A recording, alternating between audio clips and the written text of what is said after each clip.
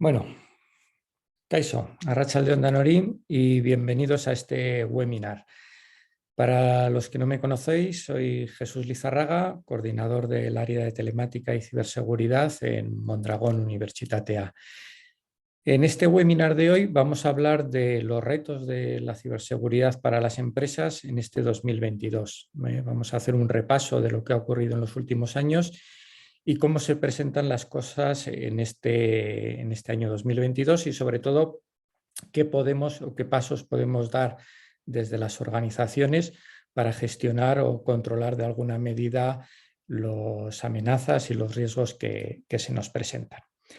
Tenéis el chat por si queréis hacer alguna pregunta, bien sea a través del chat o a través del apartado de preguntas y respuestas, pero de todas formas, al final del webinar dejaremos también un intervalo de tiempo para todos aquellos que queráis lanzar alguna pregunta. Vamos a ver si me deja un momentito pasar de transparencia. Muy bien. Entonces, en lo que nos vamos a centrar es, como veis ahí, en esa evolución de las amenazas en los últimos años, cuál es el panorama en estos momentos, qué ha sucedido en los últimos meses y, sobre todo, cómo debemos afrontar todo esto desde las empresas. Veremos una serie de recomendaciones mínimas, es decir, obviamente cada empresa, en función de su sector de actividad, su tamaño y sus circunstancias, tiene que hacer un análisis para ver qué mecanismos y qué cosas pone en marcha para gestionar la ciberseguridad, pero vamos a plantear una serie de recomendaciones que a día de hoy y con la que está cayendo se recomiendan como unos mínimos para cualquier tipo de organización. Haremos también un repaso sobre la oferta formativa que tenemos y terminaremos con ese apartado de preguntas y debate y todas las aportaciones que queráis realizar. Bien, si echamos un poco la vista atrás, ¿qué ha ocurrido en los últimos años? Podemos decir que hasta el año 2017 la aproximación que teníamos a la ciberseguridad o a la seguridad de la información, como la llamábamos en aquella época, desde los departamentos de TI de las empresas, era simplemente pues, el tener un antivirus, el tener un cortafuegos, y a veces el cortafuegos era simplemente un dispositivo que filtraba direcciones IP y puertos de comunicaciones y un backup. He puesto ahí en interrogación el backup porque, si bien prácticamente todas las organizaciones teníamos y tenemos un backup, en los últimos años algunos nos hemos dado cuenta que ese backup igual no era el idóneo o no se estaba realizando las copias de seguridad de forma adecuada para poderlas recuperar en una situación de emergencia. Bueno, sin lugar a dudas, en mayo de 2017, hace ya 5 años, WannaCry supuso un punto de inflexión. No fue un incidente que tuviese un impacto muy grande, pero sí tuvo una repercusión importante en los medios de comunicación. Y eso hizo que, más allá de los departamentos de TI, en otros estamentos de nuestras organizaciones se empezase a hablar de la ciberseguridad y la ciberseguridad empezase a ser algo que preocupaba y ocupaba a distintos ámbitos de la empresa y del negocio.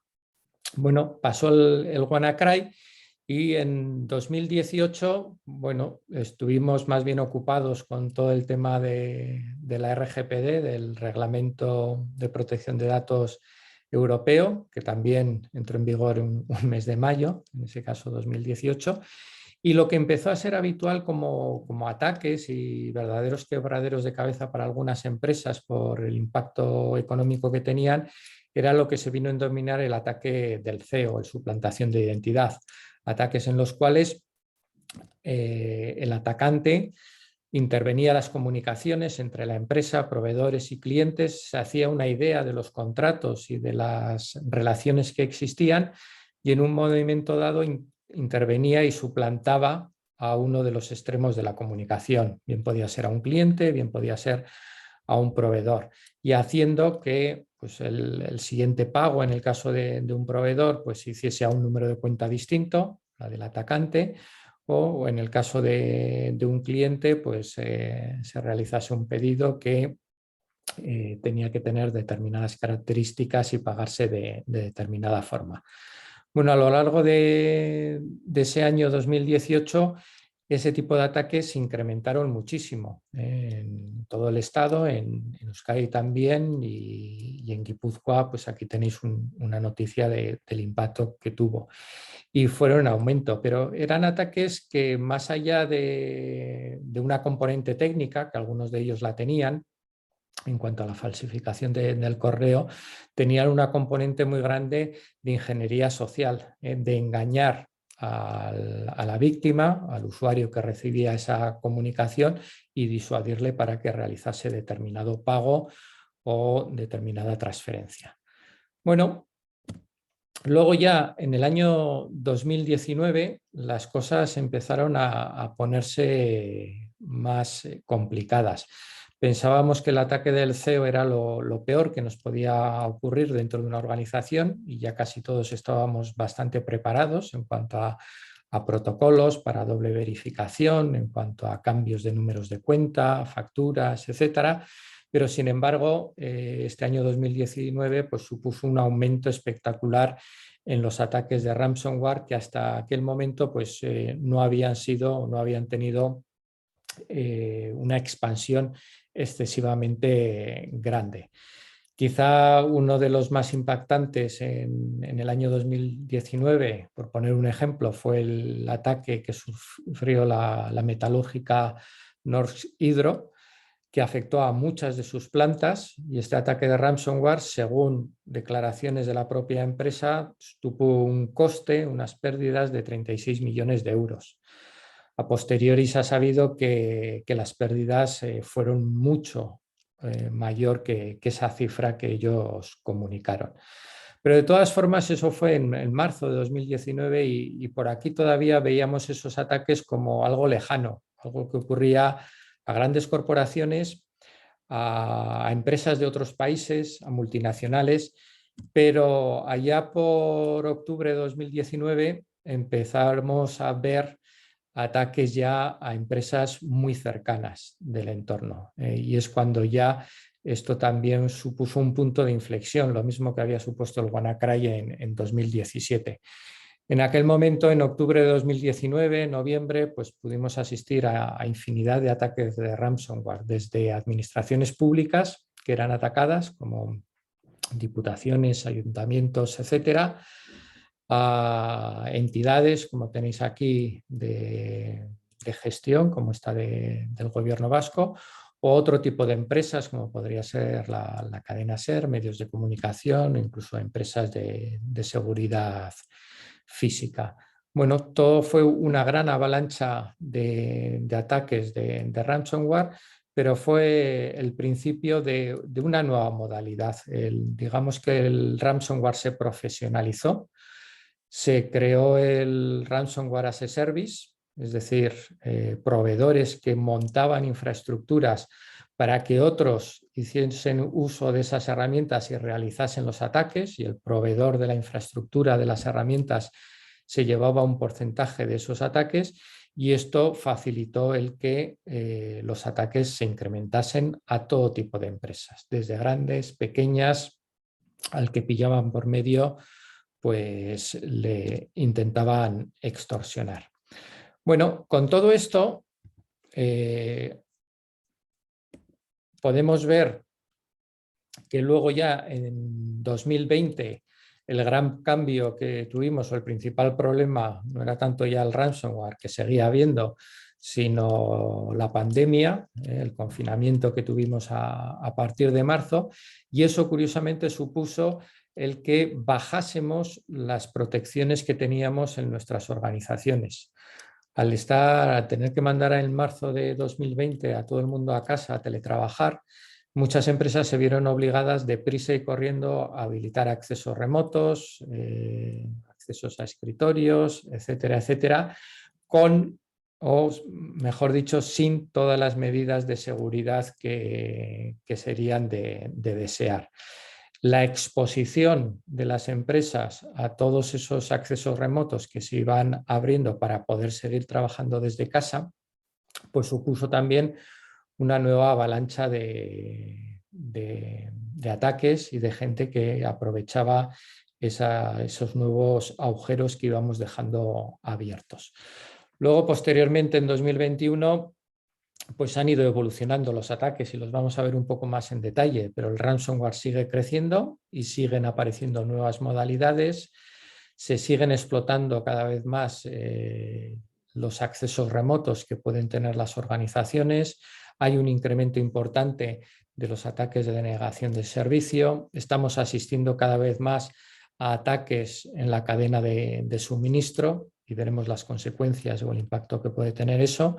Y para complicar todo más, pues ahora en 2022 pues tenemos, más allá de lo que es el cibercrimen, una situación geopolítica que ha venido a agravar aún mucho más todo este tipo de eventos. Entonces vamos a ver un poco lo que está ocurriendo en los últimos meses.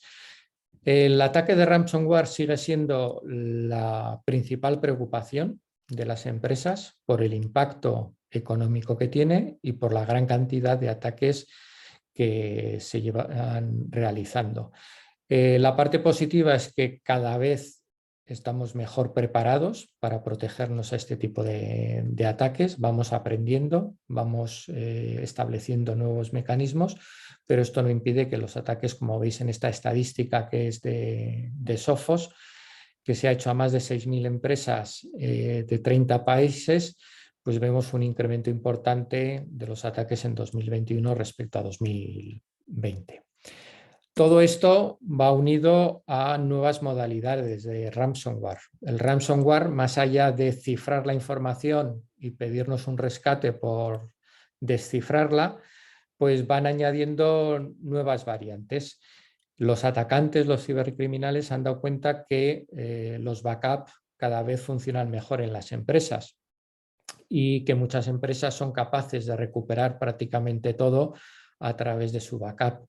Entonces ha llegado lo que se está llamando el ransomware 2.0, una evolución en la cual el atacante, además de cifrarnos la información, roba determinados documentos y aunque seamos capaces de recuperar los archivos cifrados, luego hay una segunda extorsión en la que nos pide un rescate por no hacer pública la información, los documentos igual confidenciales de una empresa o de datos personales que han podido ser sustraídos durante el ataque.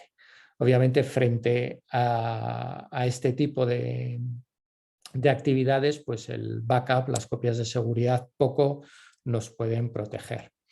Si las cosas estaban mal, pues aparecen también últimamente los ataques de ransomware de triple extorsión. Es decir, nos piden un rescate para recuperar los ficheros borrados, nos piden un rescate a la empresa por no hacer pública la documentación o la información que nos han robado y algunos de ellos, sobre todo para determinados tipos de empresa, extorsionan también a los clientes de la empresa cuyos datos se han visto comprometidos para no revelar o hacer pública esa información.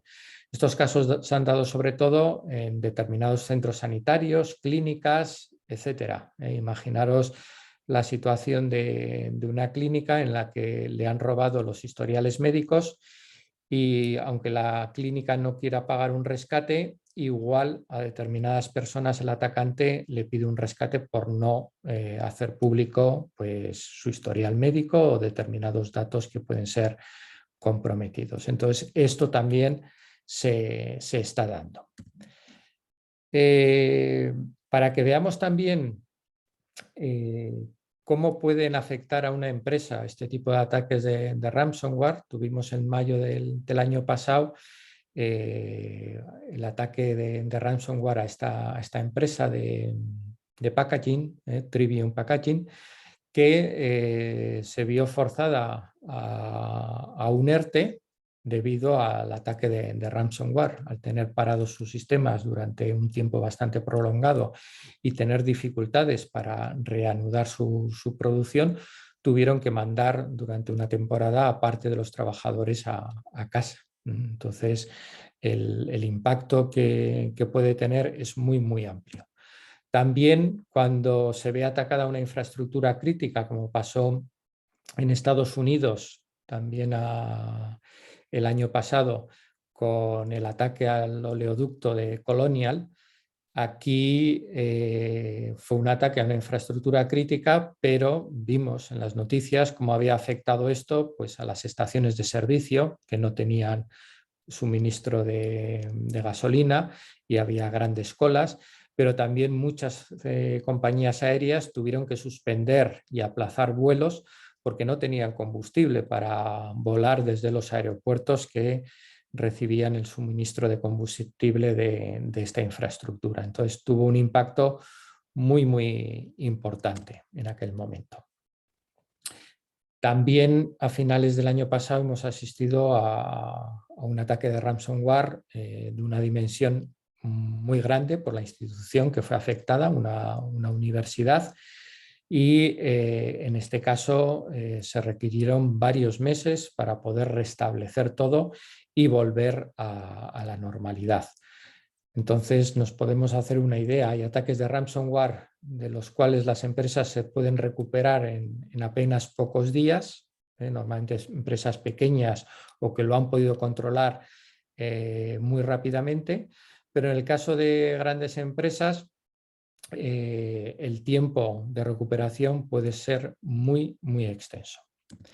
Y luego seguimos teniendo ataques tradicionales de robo de información para, vaya usted a saber qué utilidad o qué otros usos, como el que sufrió también hace poco Iberdrola y que afectó a un volumen importante de sus clientes. A todo esto, cada vez están aumentando más lo que se denomina el ataque a la cadena de suministro, es decir, en vez de atacar yo a una empresa en concreto, ataco a un proveedor. Si además es un proveedor de TI, pues atacando a ese proveedor lo que yo consigo es que comprometo no solo a ese proveedor, sino a todos sus clientes.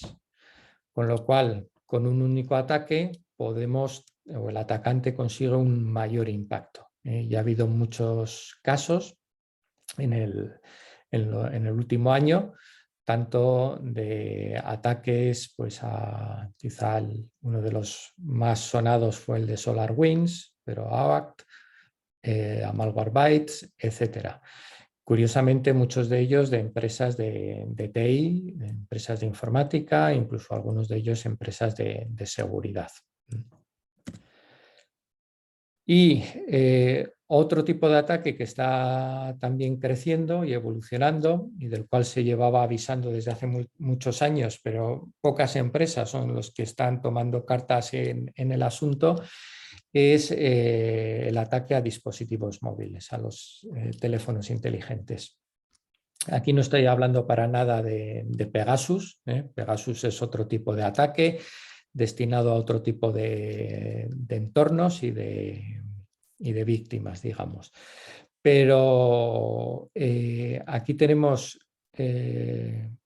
bueno, perdón, antes de los móviles, en la transparencia que estamos ahora, tenemos el caso de Motet. En Emotet, en enero de 2021 recibimos la buena noticia de que había sido desmantelado Emotet por parte de Europol y ya cesaba todas sus actividades.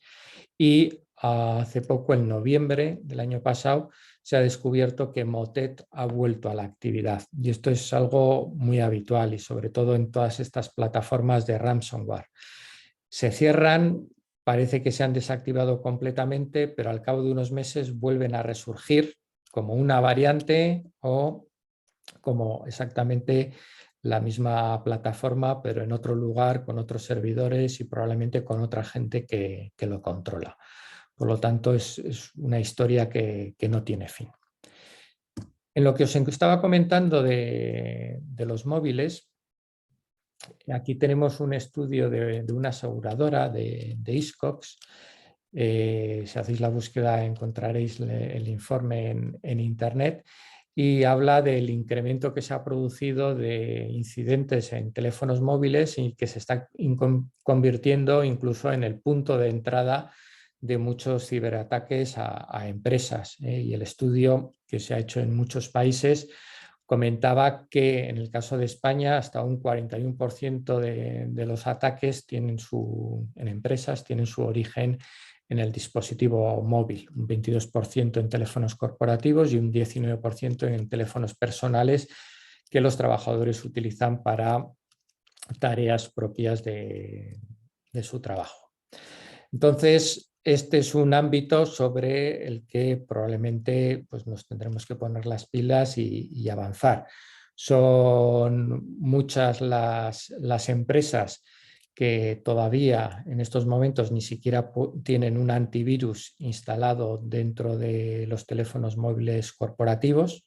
Incluso yo he visto hace relativamente poco personas que ni siquiera tienen el bloqueo de pantalla en el teléfono móvil corporativo porque consideran que es un incordio, un estorbo. Entonces ni siquiera están esas medidas básicas en marcha.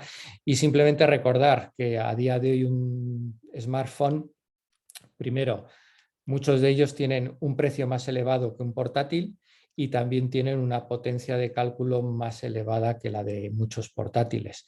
Al fin de cuentas tenemos un ordenador en el bolsillo con el cual cada vez hacemos más trabajo, tenemos el teléfono móvil, tenemos acceso a documentos online, tenemos acceso a temas de mensajería y por lo tanto es un dispositivo muy atractivo para los atacantes. Bien.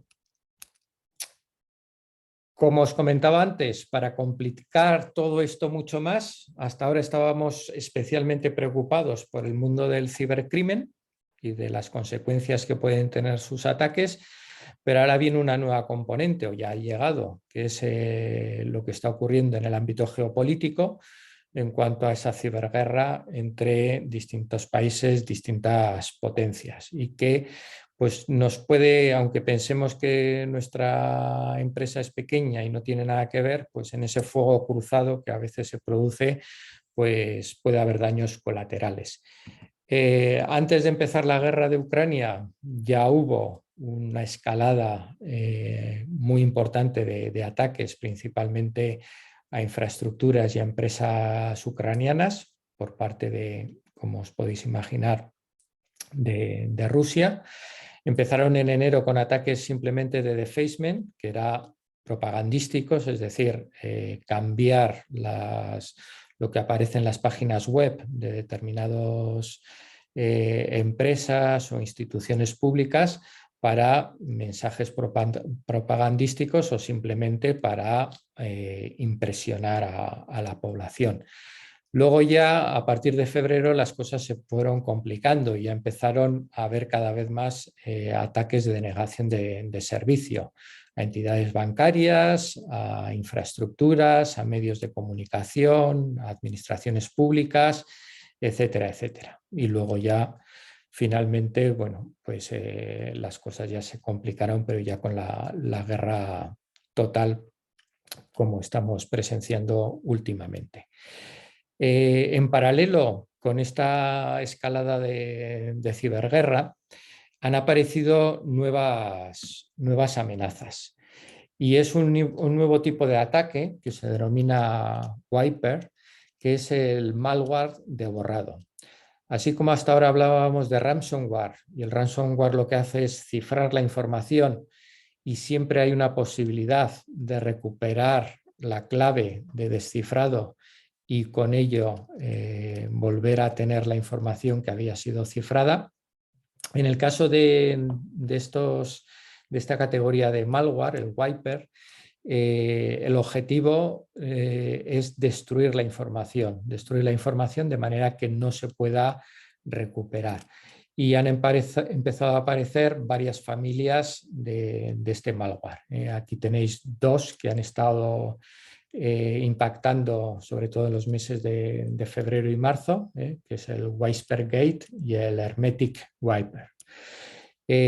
Los principales objetivos han estado relacionados con la guerra de Ucrania, pero el miedo, como ha ocurrido en otras ocasiones, es que este tipo de herramientas que han sido desarrolladas para un conflicto geopolítico y para un entorno de ciberguerra acaben utilizándose en otro ámbito y acaben afectando a empresas que ni son entidades públicas ni forman parte de infraestructuras críticas. Entonces, esto es algo que está ahí sobre la mesa y que lo tenemos que vigilar de cerca.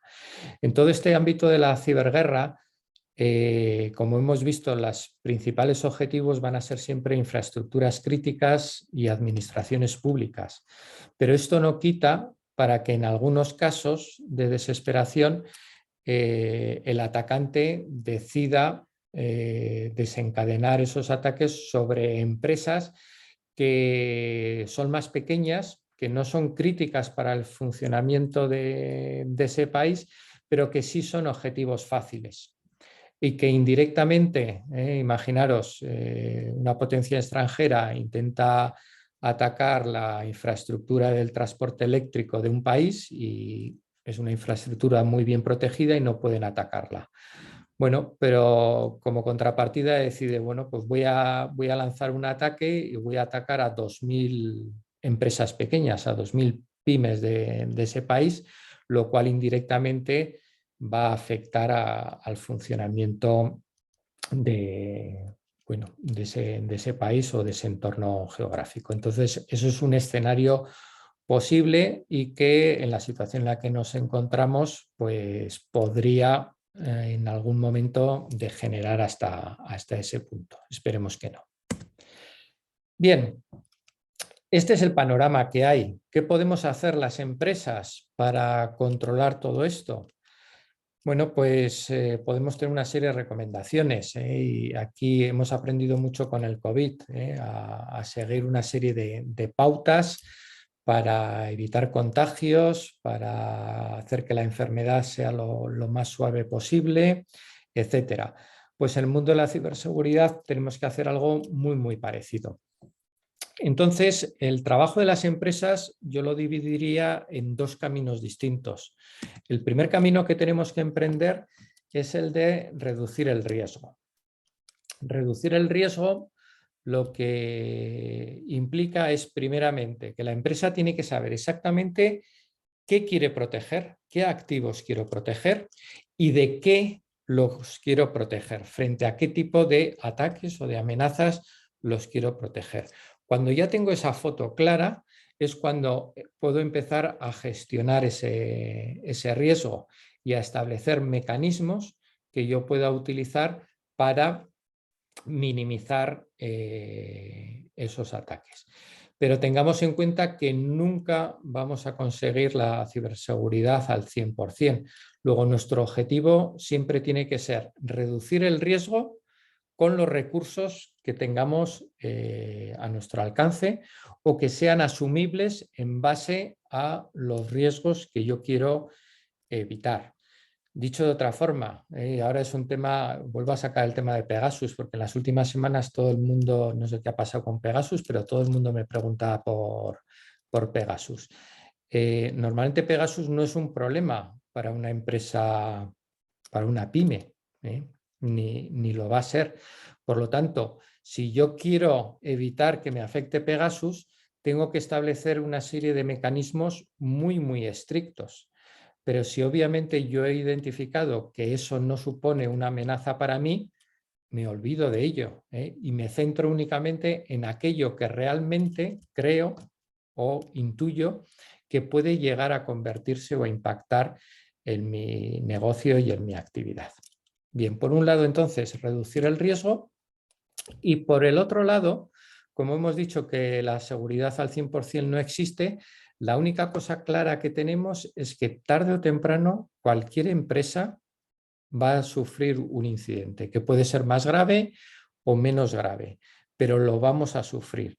Por lo tanto, lo que tenemos que estar es preparados para responder a ese incidente.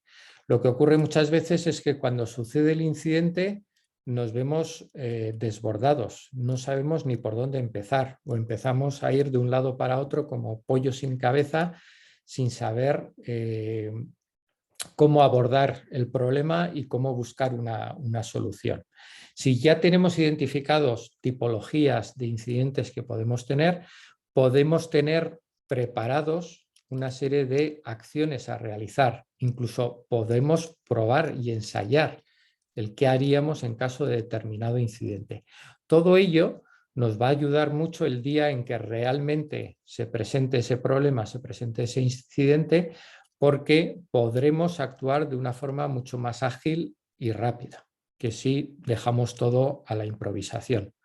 También hay que decir es que por mucho que nos preparemos y por mucho que definamos cómo vamos a actuar, la realidad es que nada suele ser como lo teníamos previsto o como habíamos creído que iba a ser, pero en cualquier caso siempre va a ser de gran ayuda tener algo preparado.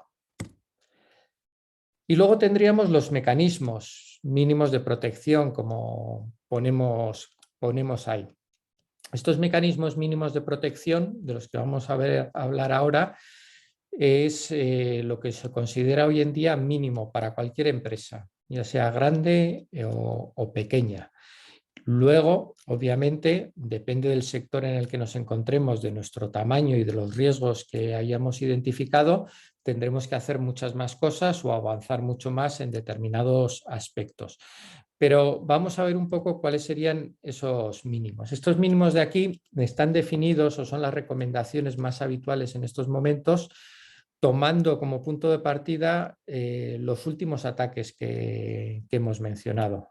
Todas las variantes de ataques de ransomware, de cualquier otro tipo de malware, de robo de información, etc. Entonces, estas recomendaciones empezarían por lo que tenéis ahí arriba que pone protección del endpoint, y fijaros que no hablamos de protección del ordenador, sino que ya ahora lo denominamos endpoint, porque puede ser un ordenador portátil o de sobremesa, pero puede ser también una tableta, puede ser un smartphone, puede ser cualquier tipo de dispositivo a través del cual realizamos determinadas tareas del trabajo. Entonces aquí la recomendación es tener un antivirus, EPP, como Endpoint Protection, que se llaman ahora los antivirus, y muy recomendable, aunque todavía es una tecnología que es cara y no accesible por todas las empresas, el disponer de un EDR. Un EDR es un plus a ese antivirus que va a ser capaz de identificar otro tipo de comportamientos y aunque ya hayamos sufrido la infección, va a ser capaz a través de su telemetría de mostrarnos exactamente qué está ocurriendo y vamos a podernos apoyar en esa información para resolver ese incidente de una forma mucho más rápida. Y como os pone ahí, no nos olvidemos de los dispositivos móviles, sobre todo en el caso de dispositivos con Android, el tener mecanismos de protección, no solo el antivirus, sino limitar las aplicaciones que pueden instalar los usuarios, etcétera, es algo muy necesario. Después, como siguiente medida, tendríamos la parte de gestión de identidades y control de acceso. Tenemos una serie de protecciones en nuestra organización, pero al final el usuario, el trabajador, es el que a través de su nombre de usuario y su contraseña, tradicionalmente, se le abren las puertas para acceder a los recursos de la empresa, ya sean datos, documentos o aplicaciones. Entonces, esto es algo que tenemos que cuidar de forma importante. Entonces, aquí el principio del mínimo privilegio es fundamental. Esto nos da mucho más trabajo al departamento de TI, pero tenemos que llegar a que si un usuario necesita únicamente por su puesto de trabajo acceder a una carpeta y a estas dos aplicaciones, debería tener solo acceso a esa carpeta y a esas dos aplicaciones y a nada más. En el momento en que necesite algo más, se le daría el permiso, pero solo que tenga aquello que necesita para realizar su trabajo. Venimos de un mundo en el que lo más sencillo, y en entornos sobre todo de empresas pequeñas, en la que todos confiamos unos en otros, lo más sencillo era dejarlo todo abierto y todo el mundo podía acceder a cualquier carpeta, a cualquier aplicación, etcétera, etcétera.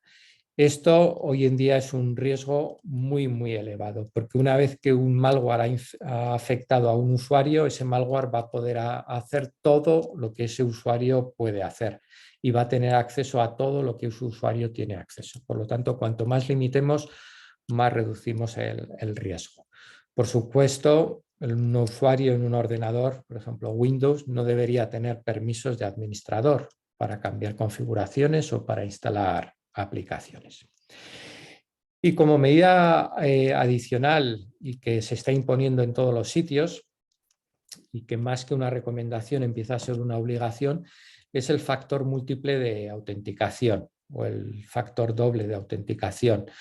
El hecho de que para identificarme, además de mi nombre de usuario y mi contraseña, tenga que meter un código que me genera una aplicación en el teléfono móvil o un código que me llega al teléfono mediante un mensaje SMS.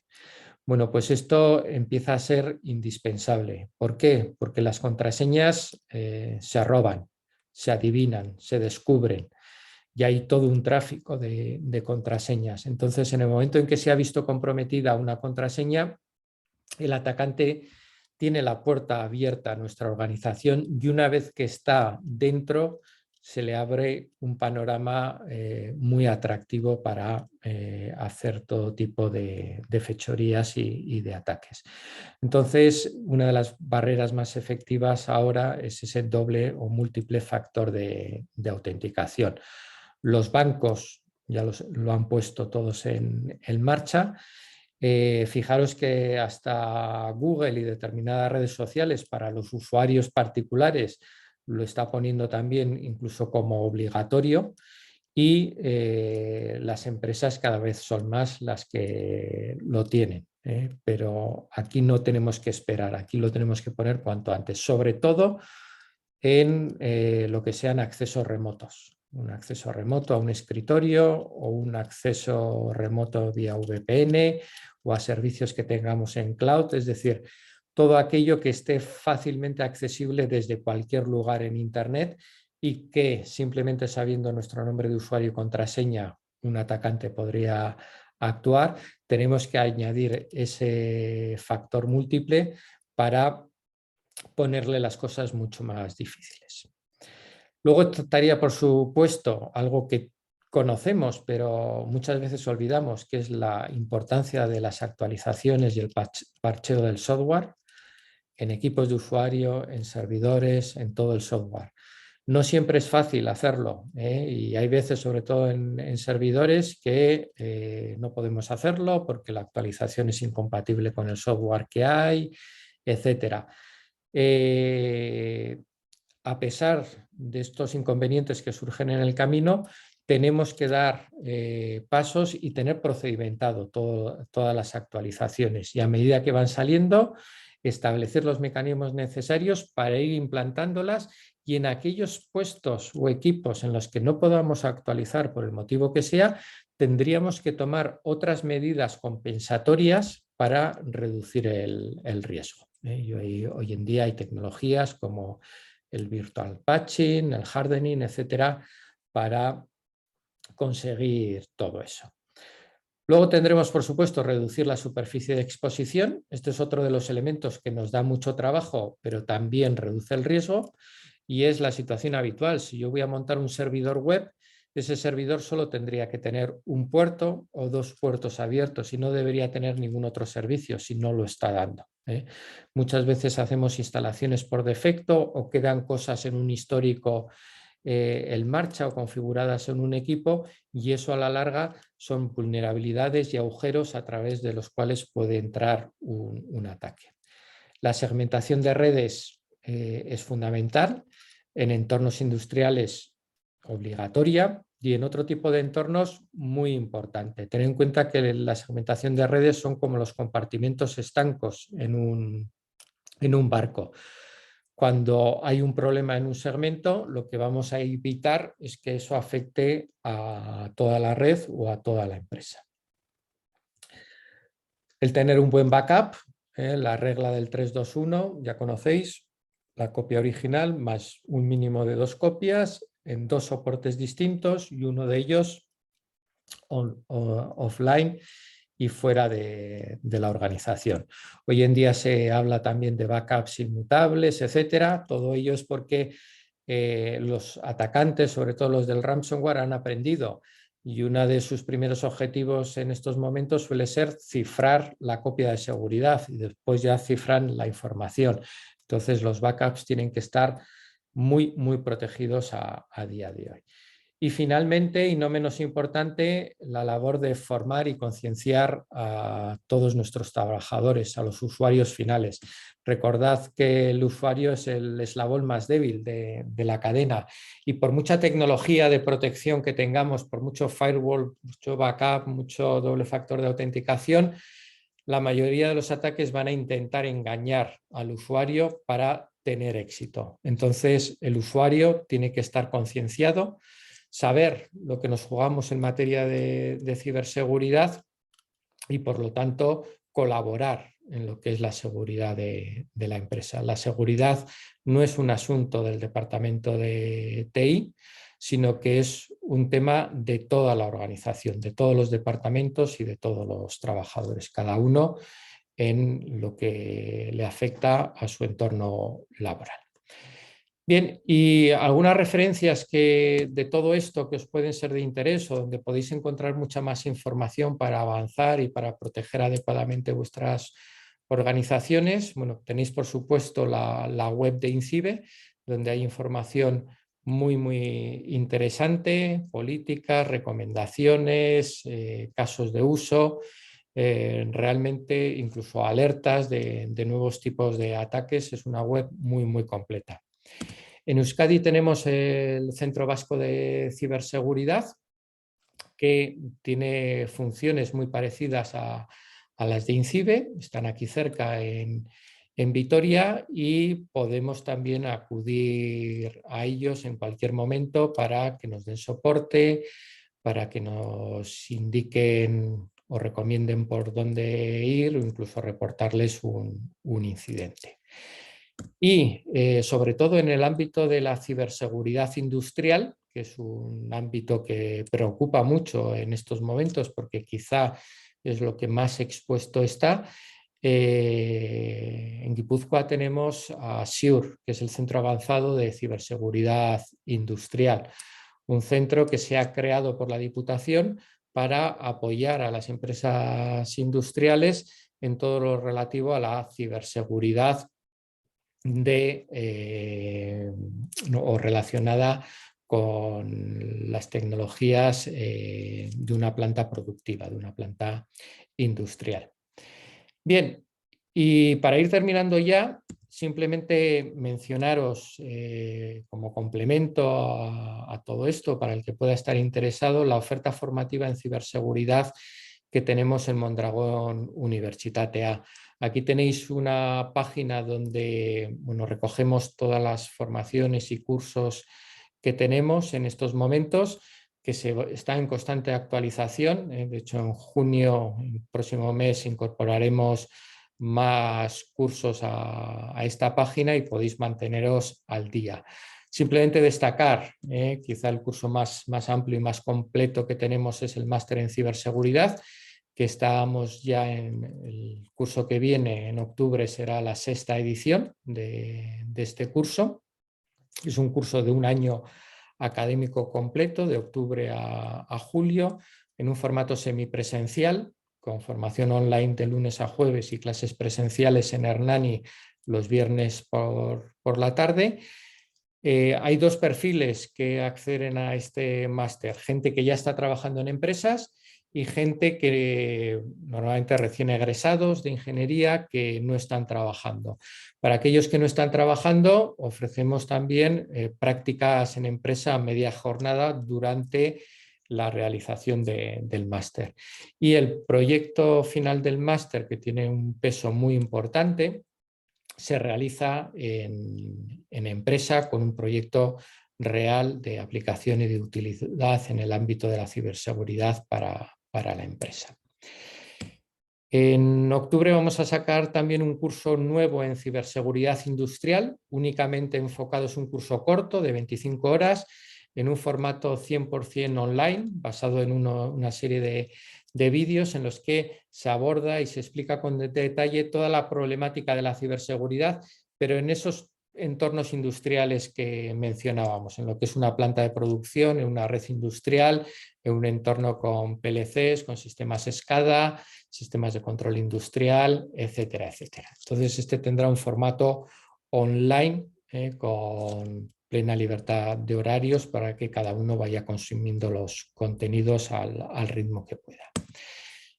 Tenemos los cursos que ya llevan un tiempo para delegado de protección de datos, que esto quizá tiene un perfil más jurídico. Normalmente, aunque hay algún ingeniero que viene a estos cursos, pero generalmente son perfiles de abogados los que se apuntan a esta formación. Y también está el curso experto universitario en el esquema nacional de seguridad. Y en el ámbito del ransomware, que habíamos comentado antes, y en este caso ya dirigido a empresas, tenemos dos tipos de formación. Una orientada a usuarios de 35 minutos en un formato online, para que conozcan cuál es la problemática del ransomware y sobre todo cómo deberían actuar dentro de sus organizaciones. Y luego ya otro curso de 6 horas en formato presencial dirigido a los equipos de intervención, al personal técnico y de dirección y de coordinación de las empresas, para conocer o saber cómo habría que actuar frente a este tipo de incidentes. Y bueno, nuevos cursos que se publicarán en breve en cuanto sean aprobados. Pues tenéis un curso sobre gestión de ciberincidentes, todavía no tenemos fechas, pero será en formato online y de 50 horas.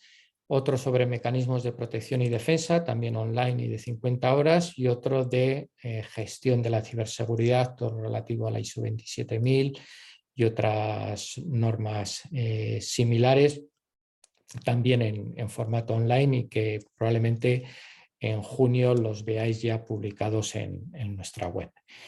Y bueno, pues con esto termino la presentación. Os haremos llegar esta presentación a los que habéis asistido a este webinar. Y bueno, quedo a vuestra disposición ahora nos quedan unos minutos, 9 minutos, para resolver cualquier pregunta o cualquier duda que podáis tener. Vale. A ver. Sí, aquí. Vale, aquí tengo una pregunta que me preguntan si es imprescindible la licenciatura en ingeniería para el máster. En este máster es necesario obtener un grado en ingeniería, o bueno, valen otras titulaciones universitarias, pero bueno, habría que revisar el currículum, cualquier titulación universitaria, y también los ciclos formativos de grado superior más 3 años de experiencia profesional pueden tener acceso al máster y obtener el título del máster. En el caso de ciclos formativos de grado superior con menos experiencia profesional, habría que estudiar cada caso uno a uno. Eso ya podéis contactar conmigo y en base al currículum y a una entrevista podríamos ver qué encaje podéis tener en el máster o en otra formación. Bien, ¿alguna otra pregunta?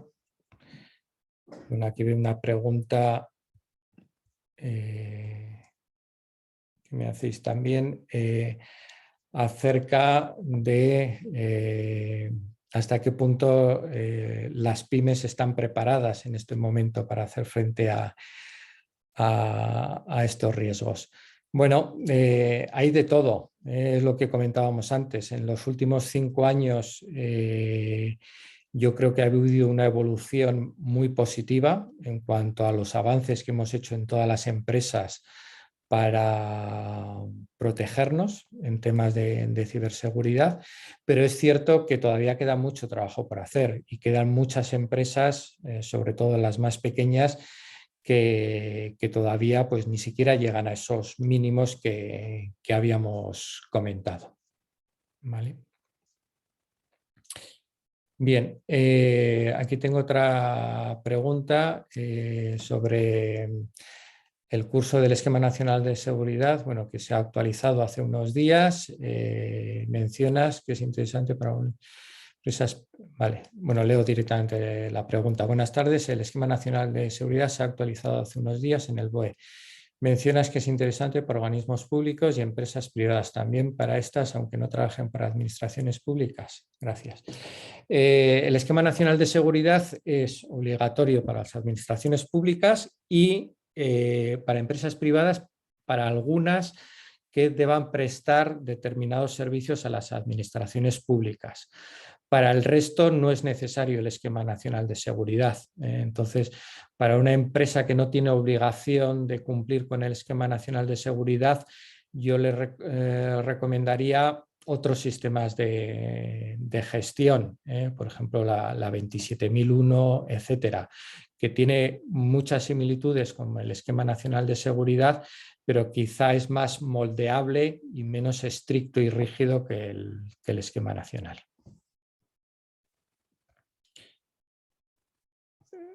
Vale. A ver, la mayoría de actuaciones grandes vienen de Rusia, no se puede contraatacar. Vale. ¿Sería recomendable utilizar software de seguridad de empresas rusas como Kaspersky, dada la situación actual? Buena pregunta. La verdad es que todo esto está haciendo mucho daño a empresas como Kaspersky y otras. Lo que es cierto es que Kaspersky ya había sido vetado hace muchos años en toda la administración federal americana y en algunos países europeos, simplemente por sospechas. En estos casos la situación no pinta nada bien. No seré yo el que recomiende o no Kaspersky, pero obviamente intentaría ir a otro tipo de empresas que no tengan relaciones con alguien que en estos momentos pueda suponer una fuente de conflicto. Ahora, esto no sabemos dónde va a acabar.